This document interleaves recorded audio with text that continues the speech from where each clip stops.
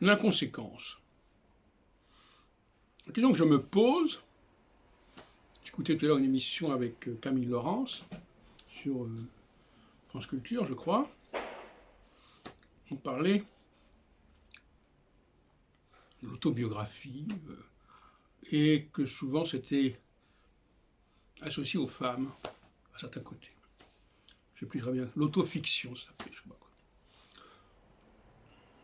Et bon, j'avais envie de lui demander de toute façon, vous, les femmes, qu'est-ce qui les distingue?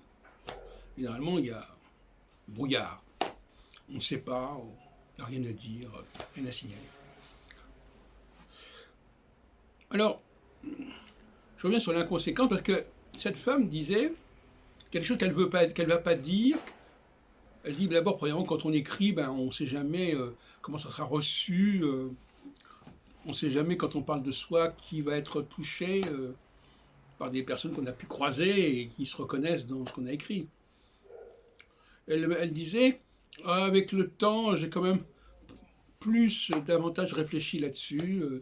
Je me suis davantage demandé qui lisait et si certaines personnes que je connais, avec qui j'ai vécu, ne vivraient pas forcément très bien ce que j'ai écrit, etc. Donc il y a un progrès dans la perte d'inconséquence quelque part, ou du moins dans une diminution de l'inconséquence. Et là, ça me donne une clé, une piste, qui vaut ce qu'elle vaut. Mais est-ce que le langage, le discours de l'homme ne se distinguerait pas de celui de la femme par sa dimension conséquente, car par cette perte d'inconséquence que la femme conserve? Parce que quand on écrit et qu'on réfléchit à toutes les implications de ce qu'on peut dire, je ne parle pas simplement d'autofiction, je parle au niveau de toute forme de discours, réfléchir aux implications de ces propos, réfléchir aux connexions que ces propos peuvent enclencher. Eh bien, imaginons que pour une femme, cette capacité connective soit moins développée que chez les hommes.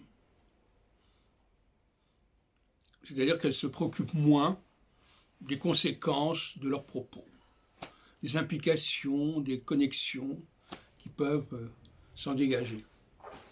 Non seulement sur le plan moral, mais sur le plan intellectuel, sur le plan scientifique.